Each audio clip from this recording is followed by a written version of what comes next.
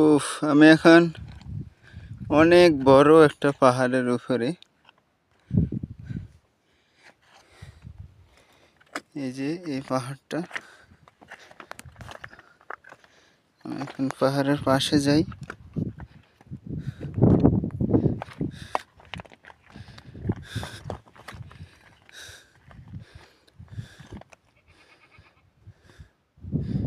ওই দেখেন বাড়িঘর।